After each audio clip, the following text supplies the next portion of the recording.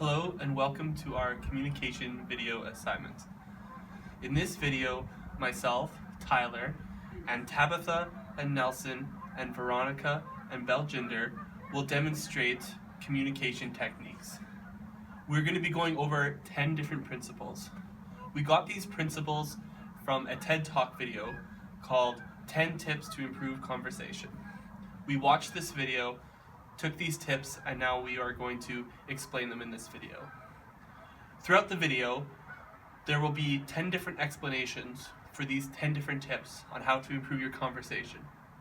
As well, interspaced throughout the video, we will have 3 different skits by the members of our teams. In these 3 skits, we will demonstrate how not to use these conversation techniques, and then we will demonstrate the proper use of these communication techniques. So, without further ado, here is number 1. A communication technique that you should follow is don't multitask. Focus on the person that you are having a conversation with. Don't be distracted with your phone, with your email, with anything else, with a book. You should be focused on the person and giving them your full attention, so you can communicate to them that they are important to you and what they are saying is important to you. So yes, to reiterate, don't multitask when having a conversation with somebody. Hey Tabitha, can I talk to you a second? Mm-hmm. I have this really great idea. Can I just run it past you? Mm-hmm. Okay, I think we should try and build a rocket in our house here. I think we should try and launch it off in our kitchen. We should take all the vinegar and all the baking soda and just pile it up in a big pile in the middle, and we should just explode it all. What do you think? Can we do that? Yeah, sounds good. Alright, let's go. Hey Tabitha, can I talk to you? I want to run something by you, something really important. Yeah, for sure. Okay, I think we should build and launch a rocket right here in our kitchen. I think we should take all the baking soda and all the vinegar and just pile it up in the middle of the floor and explode it. What do you think?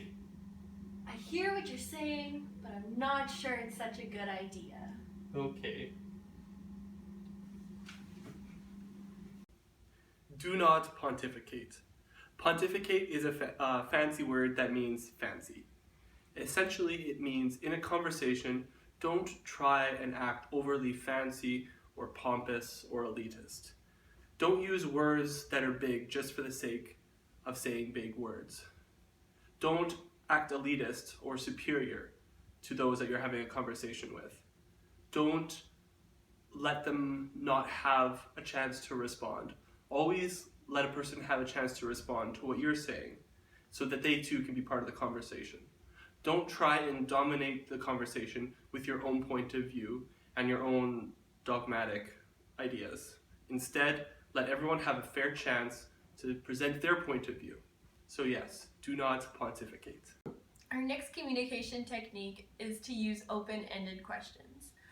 When you're having a conversation with somebody and you want to ask a question, try to start your questions with who, where, what, how, and when.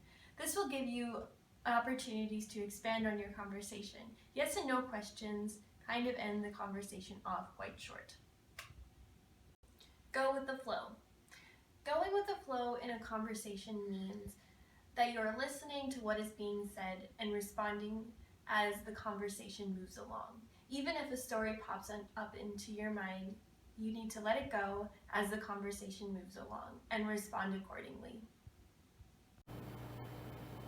Okay, continuing with this path to the 10 ways to have a better conversations. This is the number 5. If you don't know, just say that you don't know. Just talk naturally, be honest, be careful, that not to lie. Try to be precise, concise, and try to gain trust. If you don't say that you don't know, you can be trusted for the other person, because this is a way to be humble. This is essential to start to build a good conversation that leads to a good relationship. Okay, let's see the number 6. The number 6 is do not equate your experience with theirs.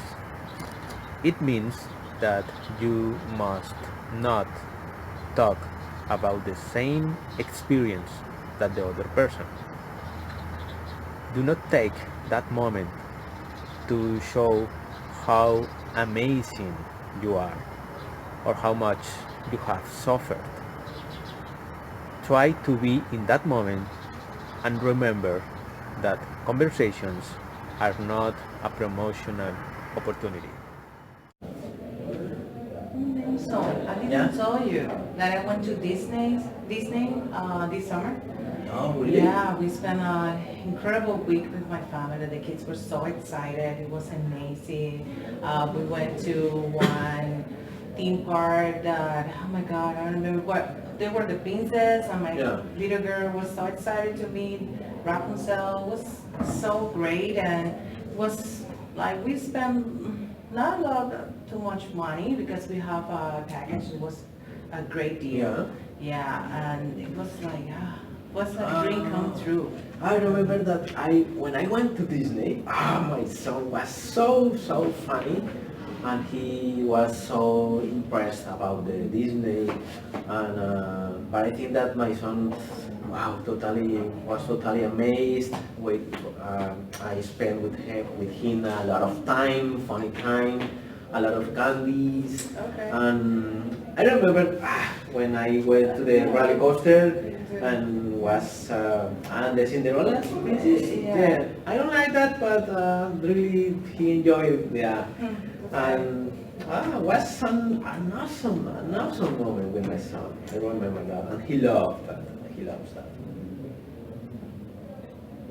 Okay, this is the way that you don't have to speak with other person, because you are equating your conversation about the same experience with the other person.